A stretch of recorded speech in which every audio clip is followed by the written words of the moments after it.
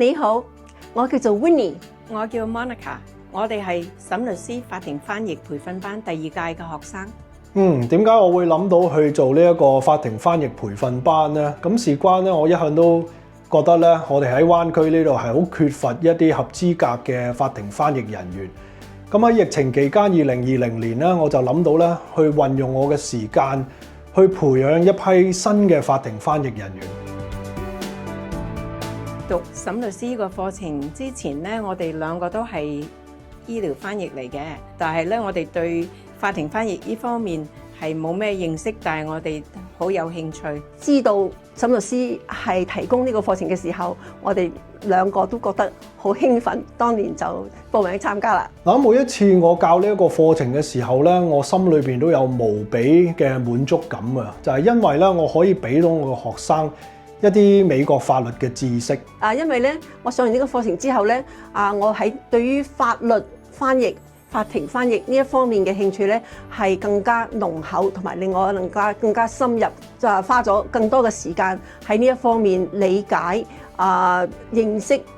各種不同嘅法律詞類。咁咧，我就可以幫到中文嘅人係對於法律方面溝通係有效果啲啦。呢個課程俾咗我一個好好嘅概念。沈律師係從一個好緊湊嘅方法去編排呢啲課程，令我覺得上完呢啲課程之後呢，我就有一個好嘅概念，同埋好多字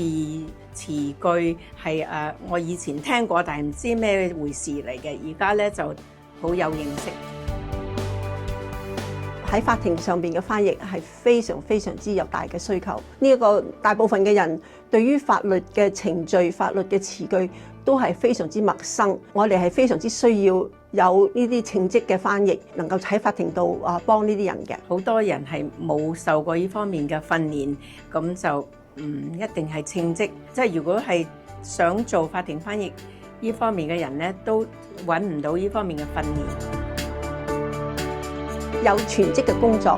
全職嘅工作就係直接同呢一個你嗰個縣 Superior Court 高等法院去做佢哋嘅員工，可以係自僱嘅工作。咁自僱工作方面咧，就亦都時間好有彈性啦，你自己可以控制。嗱，咁我教呢個法庭翻譯培訓班咧，我係好似做一個義務咁樣，一個 pro bono work。咁就因為我係希望可以用我嘅專業嘅知識啦，去回饋翻呢一個嘅社區，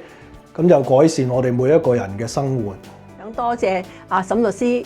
為我哋咁多屆以來嘅學生提供咗呢一啲培訓，咁令到我哋多咗好多人接觸到同埋認識到喺呢個加州司法系統嘅資料，同埋所上邊係喺法庭裏邊點樣操作啦。因為我知道沈律師係花咗好多心思去精選同埋去安排呢個課程出嚟嘅，所以我希望你哋就讀嘅人呢，都係唔係因為呢堂課係唔使錢而唔用心，你一定要用心。你係咪想坐喺度都有錢收呢？